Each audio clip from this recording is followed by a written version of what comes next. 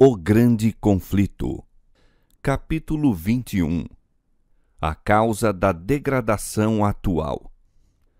Ao pregar a doutrina do Segundo Advento, Guilherme Miller e seus companheiros haviam trabalhado com o único propósito de despertar os homens ao preparo para o juízo. Tinham procurado acordar os que professavam a religião para a verdadeira esperança da Igreja e levá-los a sentir a necessidade de uma experiência cristã mais profunda. Trabalhavam também para acordar os não conversos ao dever de imediato arrependimento e conversão a Deus. Não faziam tentativas para converter os homens a uma seita ou partido em matéria de religião. Daí o trabalharem em todas as facções e seitas sem interferências com sua organização ou disciplina. Em todos os meus trabalhos, disse Miller, nunca tive o desejo ou o pensamento de criar qualquer interesse separado do das denominações existentes ou de beneficiar uma em detrimento de outra. Pensava em beneficiar a todas. Supondo que todos os cristãos se regozijassem com a perspectiva da vinda de Cristo e que os que não viam as coisas como eu as via não haveriam por isso de menosprezar os crentes nesta doutrina, não pensei em qualquer necessidade de reuniões separadas. Todo o meu objetivo se concentrava no desejo de converter almas a Deus, cientificar o mundo do juízo vindouro e induzir meus semelhantes a fazer o preparo de coração que os habilitaria a encontrar-se com seu Deus em paz. A grande maioria dos que se converteram pelos meus trabalhos uniram-se às várias igrejas existentes. Memórias de Guilherme Miller, Bliss. Como sua obra tendia a edificar as igrejas, foi por algum tempo olhada com favor. Mas, decidindo-se os pastores e os dirigentes religiosos contra a doutrina da segunda vinda de Cristo e desejando suprimir toda agitação a respeito, não somente se opuseram a ela do púlpito, mas também negaram a seus membros o privilégio de assistir a pregações sobre o assunto ou mesmo falar de tal esperança nas reuniões de oração da igreja. Assim, encontraram-se os crentes em grande provação e perplexidade. Amavam suas igrejas e repugnavam-lhes o separar-se delas. Mas, como vissem suprimido o testemunho da palavra de Deus e negado o direito de investigar as profecias, compreenderam que a lealdade para com o Senhor lhes vedava a submissão. Não poderiam considerar os que procuravam excluir o testemunho da palavra de Deus como constituindo a Igreja de Cristo coluna e base da verdade. Daí, os se sentirem justificados em desligar-se dessas congregações. No verão de 1844, aproximadamente 50.000 se retiraram das igrejas. Por esse tempo, uma assinalada mudança se presenciou na maioria das igrejas dos Estados Unidos. Havia muitos anos se vinha verificando uma conformação cada vez maior, gradual mas constante, com as práticas e costumes do mundo e, bem assim, um declínio correspondente da verdadeira vida espiritual. Mas, naquele ano, evidenciou-se uma decadência súbita e notável em quase todas as igrejas do país. Se bem que ninguém parecesse capaz de indicar a causa, o fato em si mesmo era largamente notado e comentado tanto pela imprensa como do púlpito. Numa reunião do presbitério de Filadélfia, o Sr. Barnes, autor de um comentário largamente usado e pastor de uma das principais igrejas daquela cidade, declarou que estava no ministério fazia 20 anos e nunca, até a última comunhão, tinha administrado a ordenância sem receber na igreja novos membros, ora mais, ora menos. Agora, acrescentou, não há despertamento nem conversões, tampouco se evidencia crescimento em graça por parte dos que professam a religião, e ninguém chegava ao seu gabinete de estudo a fim de falar a respeito da salvação da alma. Com o prosperar dos negócios e as brilhantes perspectivas do comércio e da indústria, aumentou o espírito de mundanismo. Isto se dá com todas as denominações.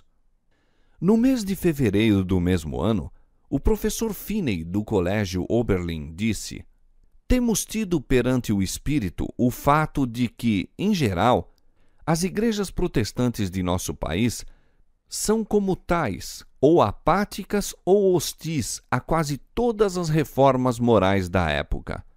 Há algumas exceções, todavia insuficientes para que isso deixe de ser geral. Nota-se, além disso, a falta quase universal de influência revivificadora nas igrejas. A apatia espiritual invade quase tudo e é terrivelmente profunda. Assim testifica a imprensa religiosa de todo o país.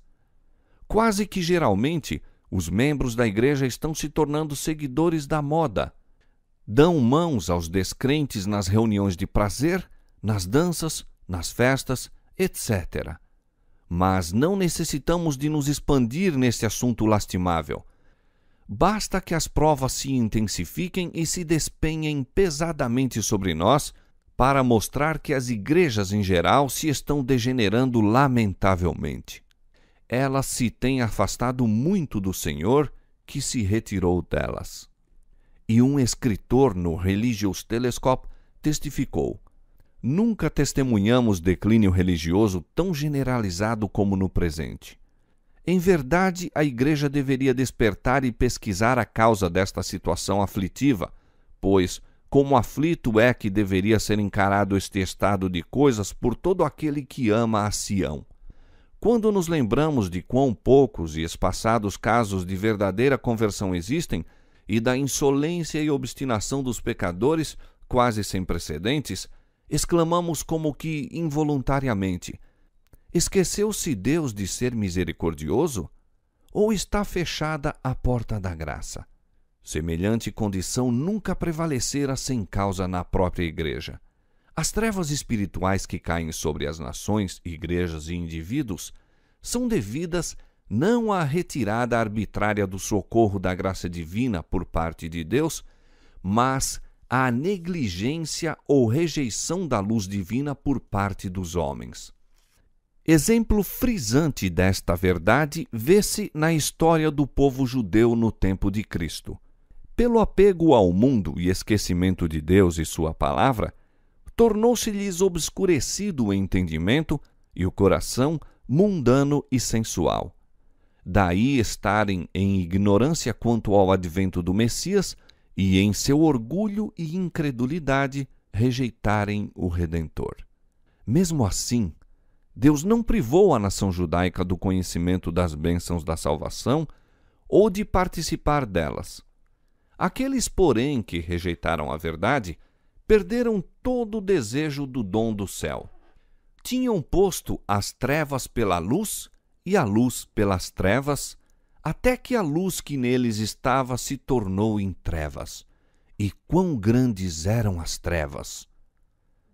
Convém à política de Satanás que os homens conservem as formas da religião, embora falte o espírito da piedade vital. Depois de terem rejeitado o Evangelho, os judeus continuaram zelosamente a manter seus antigos ritos. Preservavam com rigor o exclusivismo nacional, ao mesmo tempo em que não podiam deixar de admitir que a presença de Deus não mais era entre eles manifesta. A profecia de Daniel apontava tão insofismavelmente para o tempo da vinda do Messias e tão diretamente lhes predizia sua morte, que eles desacoroçoavam o estudo dessa profecia e, finalmente, os rabis pronunciaram a maldição sobre todos os que tentassem uma contagem do tempo. Em sua cegueira e impenitência, o povo de Israel tem permanecido por 1900 anos indiferente ao misericordioso oferecimento de salvação, despreocupado das bênçãos do Evangelho, como solene e terrível advertência do perigo de rejeitar a luz do céu. Onde quer que exista causa idêntica, os mesmos efeitos se seguirão.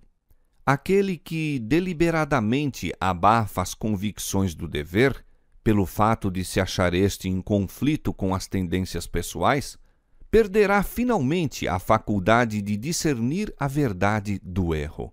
Obscurece-se o entendimento, a consciência se torna calejada, o coração endurecido e a alma se separa de Deus.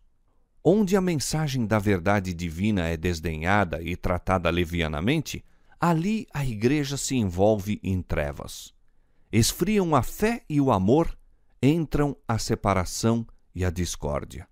Os membros da igreja centralizam seus interesses e energias em empreendimentos mundanos e os pecadores se tornam endurecidos em sua impenitência.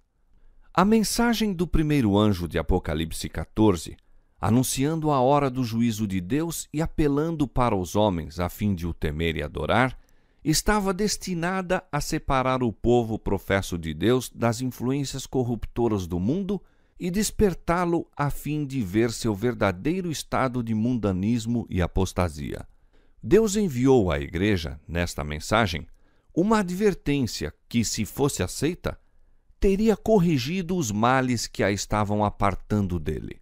Houvessem os homens recebido a mensagem do céu, humilhando o coração perante o Senhor, buscando com sinceridade o preparo para estar em pé em sua presença, o Espírito e poder de Deus ter-se-iam manifestado entre eles. A igreja, de novo, teria atingido o bendito estado de unidade, fé e amor que houve nos dias apostólicos, em que era um o coração e a alma dos crentes e anunciavam com ousadia a palavra de Deus, dias em que acrescentava o Senhor à igreja aqueles que se haviam de salvar. Atos capítulo 4, versos 32 e 31, capítulo 2, verso 47. Recebesse o professo povo de Deus a luz tal como lhe refugie da sua palavra e alcançaria a unidade por que Cristo orou, a qual o apóstolo descreve como a unidade do Espírito pelo vínculo da paz. Há, diz ele, um só corpo e um só Espírito, como também fostes chamados em uma só esperança da vossa vocação, um só Senhor, uma só fé, um só batismo. Efésios capítulo 4, versos 3 a 5. Foram estes os benditos resultados fruídos pelos que aceitaram a mensagem adventista. Vieram de denominações várias e as barreiras denominacionais foram arremessadas ao chão. Credos em conflito eram reduzidos a átomos. A esperança de um milênio terreal, em desacordo com a Escritura Sagrada, foi posta de lado e corrigidas opiniões falsas sobre o segundo advento. Varridos o orgulho e a conformação ao mundo, repararam-se injustiças, os corações se uniram na mais doce comunhão e o amor e a alegria reinaram supremos. Se esta doutrina fez isto pelos poucos que a receberam, o mesmo teria feito a todos se todos a houvessem recebido. Mas as igrejas em geral não aceitaram a advertência. Os pastores, que como atalaias sobre a casa de Israel, deveriam ter sido os primeiros a discernir os sinais da vinda de Jesus, não quiseram saber a verdade, quer pelo testemunho dos profetas, quer pelos sinais dos tempos. À medida que as esperanças e ambições mundanas lhes encheram o coração, arrefeceram o amor para com Deus e a fé em sua palavra. E quando a doutrina do advento era apresentada, apenas suscitava preconceito e descrença. O fato de ser a mensagem, em grande parte pregada por leigos, era insistentemente apresentado como argumento contra a mesma. Como na antiguidade, ao claro testemunho da palavra de Deus opunha-se a indagação: tem crido alguns dos príncipes ou dos fariseus? E vendo quão difícil tarefa era refutar os argumentos aduzidos dos períodos proféticos, muitos desacoroçoavam o estudo das profecias ensinando que os livros proféticos estavam selados e não deveriam ser compreendidos. Multidões, confiando implicitamente nos pastores, recusaram-se a ouvir a advertência, e outros, ainda que convictos da verdade, não ousavam confessá-la para não serem expulsos da sinagoga. A mensagem que Deus enviara para provar e purificar a igreja revelou com muita evidência quão grande era o número dos que haviam posto a afeição neste mundo ao invés de Cristo. Os laços que os ligavam à terra mostravam-se mais fortes do que as atrações ao céu. Preferiam ouvir a voz da sabedoria mundana e desviavam-se da probante mensagem da verdade. Rejeitando a advertência do primeiro anjo, desprezaram os meios que o céu provera para a sua restauração. Desacataram o mensageiro de graça que teria corrigido os males que os separavam de Deus e com maior avidez volveram à busca da amizade do mundo. Eis aí a causa da terrível condição de mundanismo, apostasia e morte espiritual que prevalecia nas igrejas em 1844. No capítulo 14 do Apocalipse, o primeiro anjo é seguido por um segundo anjo que proclama: Caiu, caiu Babilônia, aquela grande cidade que a todas as nações deu a beber do vinho da ira da sua prostituição. Apocalipse 14, 8. O termo Babilônia é derivado de Babel e significa confusão. É empregado nas Escrituras para designar as várias formas de religião falsa ou apóstata. Em Apocalipse capítulo 17, Babilônia é representada por uma mulher, figura que a Bíblia usa como símbolo de igreja, sendo uma mulher virtuosa a igreja pura e uma mulher abjeta a igreja apóstata. Nas Escrituras, o caráter sagrado e permanente da relação entre Cristo e sua igreja é representado pela união matrimonial. O Senhor uniu a si o seu povo por meio de um concerto solene, prometendo-lhe ser seu Deus, enquanto o povo se comprometia a ser unicamente dele. Disse o Senhor: E desposar-te-ei comigo para sempre. Desposar-te-ei comigo em justiça, e em juízo, e em benignidade, e em misericórdias. Oséias 2:19. E no outro lugar, eu vos desposarei. Jeremias 3:14. E São Paulo emprega a mesma figura no Novo Testamento quando diz: Porque vos tenho preparado para vos apresentar como uma virgem pura a um marido, a saber, a Cristo. 2 Coríntios 11:2. A fidelidade da Igreja para com Cristo, permitindo que sua confiança e afeição dele se desviem e consentindo que o amor às coisas mundanas ocupe a alma, é comparada com a violação do voto conjugal. O pecado de Israel, afastando-se do Senhor, é apresentado sob esta figura, e o maravilhoso amor de Deus, que assim desprezam, é descrito de maneira tocante. Dei-te juramento e entrei em concerto contigo, diz o Senhor Jeová, e tu ficaste sendo minha. E foste formosa em extremo, e foste próspera, até chegares a ser rainha. E correu a tua fama entre as nações por causa da tua formosura, pois era perfeita por causa da minha glória que eu tinha posto sobre ti. Mas confiaste na tua formosura e te corrompeste por causa da tua fama. Como a mulher se aparta aleivosamente do seu companheiro, assim aleivosamente te houveste comigo, ó casa de Israel, diz o Senhor. Como a mulher adúltera que, em lugar de seu marido, recebe os estranhos. Ezequiel capítulo 16, verso 8, versos 13 a 15 e verso 32, e Jeremias capítulo 3, verso 20. No Novo Testamento, expressão muito semelhante é dirigida aos professos cristãos que buscam a amizade do mundo, de preferência ao favor de Deus. Diz o apóstolo São Tiago: adúlteros e adúlteras, não sabeis vós que a amizade do mundo é inimizade contra Deus? Portanto, qualquer que quiser ser amigo do mundo, constitui-se inimigo de Deus.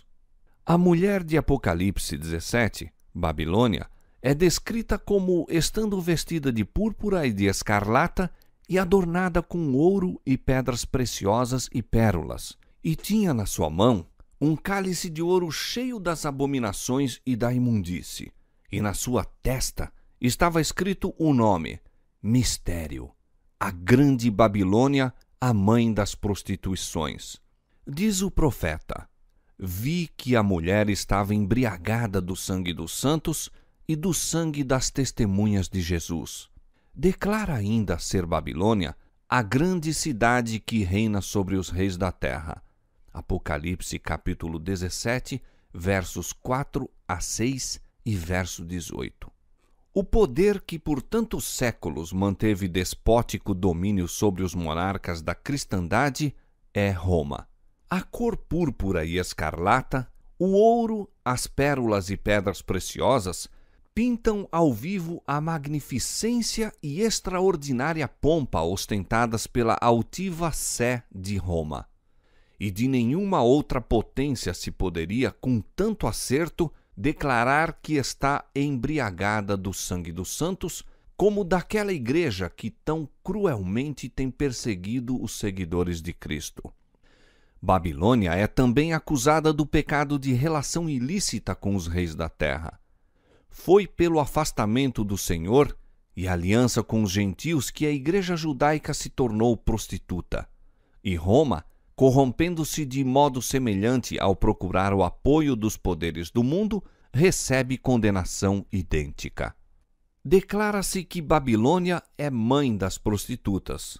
Como suas filhas, devem ser simbolizadas as igrejas que se apegam às suas doutrinas e tradições, seguindo-lhe o exemplo em sacrificar a verdade e a aprovação de Deus, a fim de estabelecer uma aliança ilícita com o mundo. A mensagem de Apocalipse 14, anunciando a queda de Babilônia, deve aplicar-se às organizações religiosas que se corromperam. Visto que esta mensagem se segue à advertência acerca do juízo, deve ser proclamada nos últimos dias. Portanto, não se refere apenas à Igreja de Roma, pois que esta igreja tem estado em condição decaída há muitos séculos. Demais, no capítulo 18 do Apocalipse, o povo de Deus é convidado a sair de Babilônia. De acordo com esta passagem, muitos do povo de Deus ainda devem estar em Babilônia. E em que corporações religiosas se encontrará hoje a maior parte dos seguidores de Cristo? Sem dúvida, nas várias igrejas que professam a fé protestante. Ao tempo em que surgiram, assumiram estas uma nobre posição no tocante a Deus e a verdade, e sua bênção com elas estava. Mesmo o mundo incrédulo foi constrangido a reconhecer os benéficos resultados que se seguiam à aceitação dos princípios do Evangelho. Nas palavras do profeta a Israel: e correu a tua fama entre as nações por causa da tua formosura, pois era perfeita por causa da minha glória que eu tinha posto sobre ti, diz o Senhor Jeová. Ezequiel capítulo 16, verso 14. Caíram, porém, pelo mesmo desejo que foi a maldição e ruína de Israel, o desejo de imitar as práticas dos ímpios e buscar-lhes a amizade.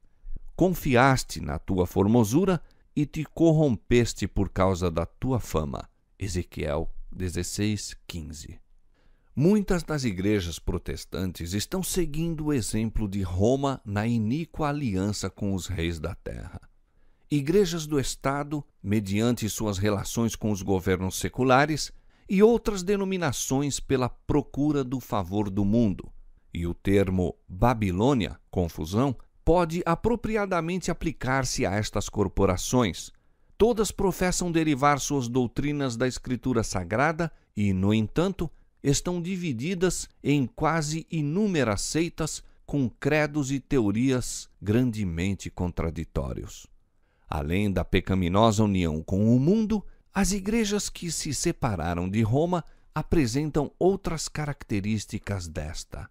Uma obra católica romana argumenta que, se a Igreja de Roma foi culpada de idolatria com relação aos santos, sua filha, a Igreja Anglicana, tem a mesma culpa, pois tem 10 igrejas dedicadas a Maria para uma dedicada a Cristo.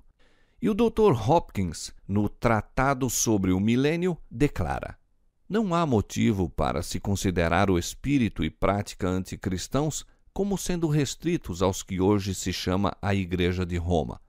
Nas igrejas protestantes, muito se encontra do anticristo e longe estão de se acharem completamente reformadas das corrupções e impiedade. Com respeito à separação da Igreja Presbiteriana da de Roma, escreve o Dr. Guthrie: há 300 anos, nossa Igreja, com uma Bíblia aberta em seu estandarte e ostentando esta divisa, examinai as Escrituras, saiu das portas de Roma. Faz logo a significativa pergunta: saíram de Babilônia limpos? A Igreja Anglicana, diz Spurgeon, parece estar profundamente minada pelo sacramentarismo, mas os dissidentes parecem quase tão contaminados pela incredulidade filosófica quanto ela.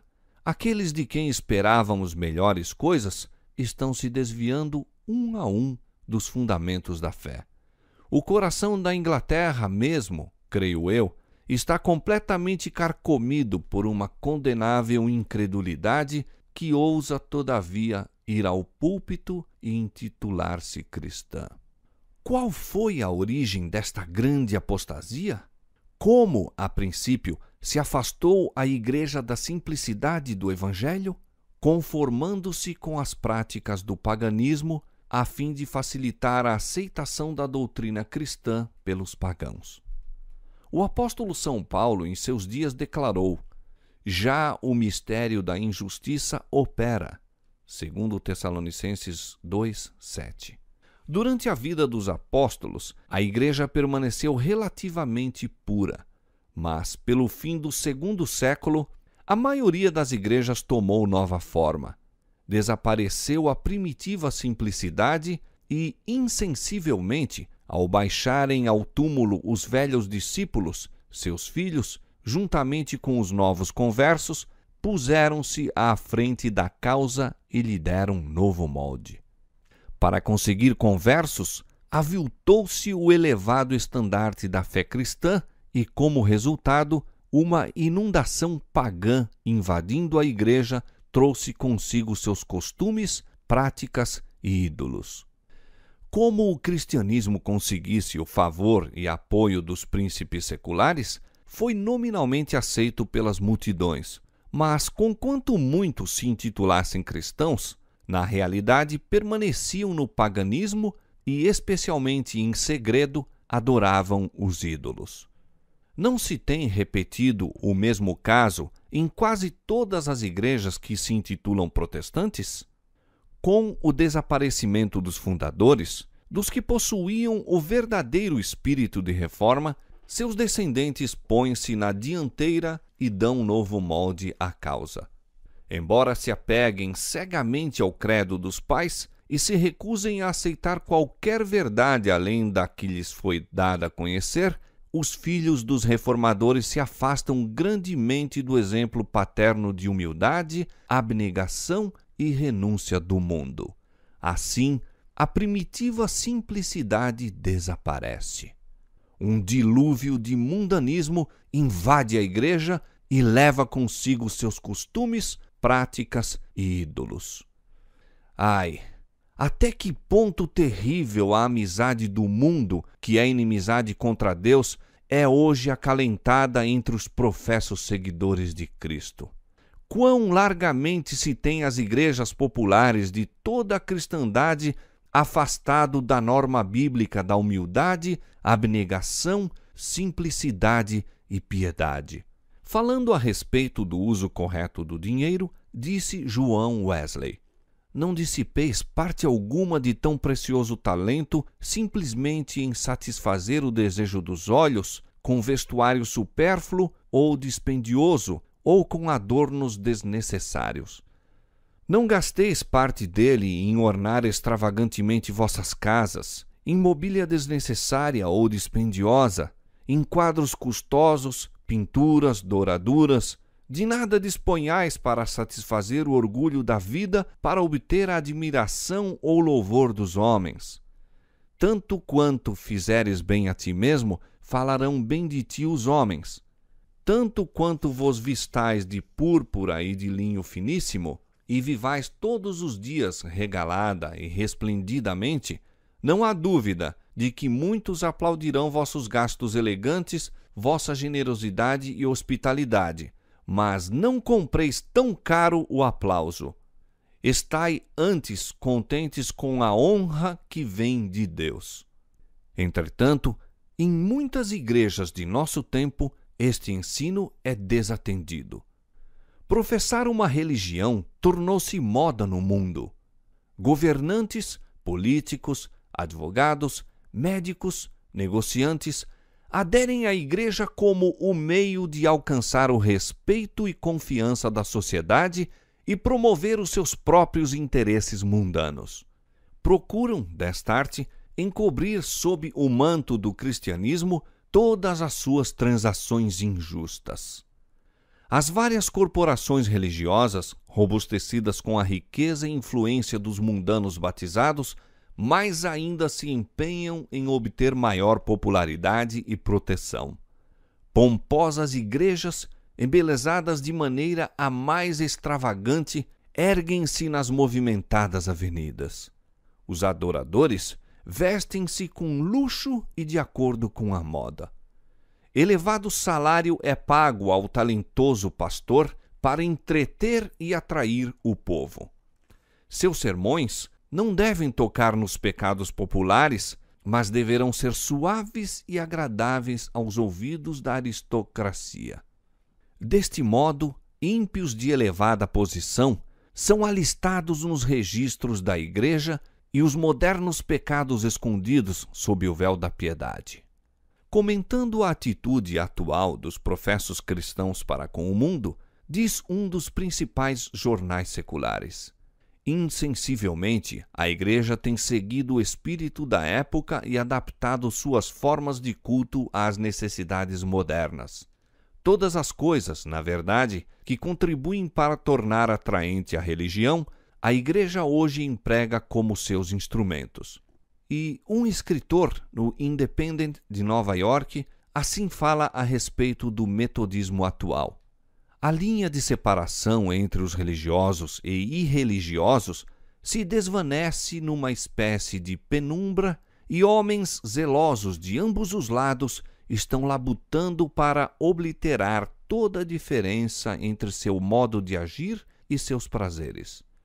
A popularidade da religião tende grandemente a aumentar o número dos que desejam aurir-lhe os benefícios, sem, de maneira honrada, fazer frente aos seus deveres. Diz Howard Crosby: é assunto para séria preocupação o encontrarmos a Igreja de Cristo negligenciando o cumprimento dos desígnios do Senhor.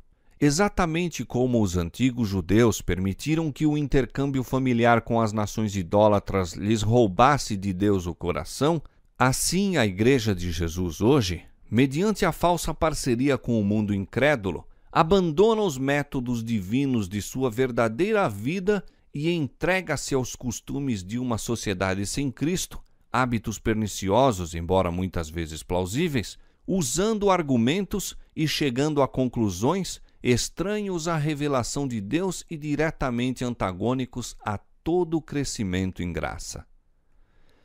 Nesta maré de mundanismo e busca de prazeres, a abnegação e sacrifício por amor de Cristo acham-se quase inteiramente esquecidos. Alguns dos homens e mulheres, ora em vida ativa em nossas igrejas, foram ensinados, quando crianças, a fazer sacrifícios a fim de se habilitarem a dar ou efetuar alguma coisa para Cristo. Mas, se são necessários fundos agora, ninguém deve ser convidado a contribuir. Oh, não! Fazei uma quermesse, representações, espetáculos, jantares à antiga, ou alguma coisa para se comer, algo que divirta o povo. Já o governador Washburn, de Wisconsin, em sua mensagem anual, a 9 de janeiro de 1873, declarou: "Parece que precisamos de uma lei para acabar com as escolas de jogo. Estas proliferam em toda parte.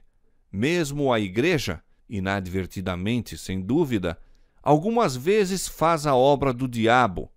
Concertos com fins beneficentes, tômbolas e rifas, algumas vezes em auxílio de objetivos religiosos ou caritativos, mas frequentemente com finalidades menos dignas, sorteios de prendas, jogos de prêmios e etc., são todos expedientes para se obter dinheiro sem retribuição correspondente. Nada é tão desmoralizador ou pernicioso, particularmente para os jovens, como a aquisição de dinheiro ou propriedades sem trabalho. Se pessoas respeitáveis se empenham nessas empresas de azar e acalmam a consciência com o pensamento de que o dinheiro se destina a um bom fim, não é para se estranhar que a juventude do Estado, tão a miúdo, caia nos hábitos que com quase toda certeza a tornarão afeiçoada aos jogos de azar. O espírito de condescendência com o mundo está a invadir as igrejas por toda a cristandade. Roberto Atkins, num sermão pregado em Londres, pinta tenebroso quadro do declínio espiritual que prevalece na Inglaterra. Os verdadeiros justos estão desaparecendo da terra e ninguém leva isto a sério. Os que atualmente em todas as igrejas professam a religião são amantes do mundo, condescendentes com o mundo, afeiçoados ao conforto pessoal e desejosos de honras. São chamados a sofrer com Cristo, mas temem o vitupério. Apostasia, apostasia, apostasia está mesmo gravado na frente de cada igreja. E se elas o soubessem e o sentissem, poderia haver esperança. Mas, ai, elas exclamam: rico sou e estou enriquecido, e de nada tenho falta. O grande pecado imputado à Babilônia é que a todas as nações deu a beber do vinho da ira da sua prostituição. Esta taça de veneno que ela oferece ao mundo representa as falsas doutrinas que aceitou, resultantes da união ilícita com os poderosos da terra. A amizade mundana corrompe-lhe a fé, e, por seu turno, a Igreja exerce uma influência corruptora sobre o mundo, ensinando doutrinas que se opõem às mais claras instruções das Sagradas Escrituras. Roma privou o povo da Escritura Sagrada e exigiu que todos os homens aceitassem seus ensinos em lugar da própria Bíblia. Foi obra da Reforma restituir a palavra de Deus aos homens. Não é, porém, sobejamente verdade que nas igrejas modernas os homens são ensinados a depositar fé no credo e dogmas de sua igreja em vez de nas Escrituras?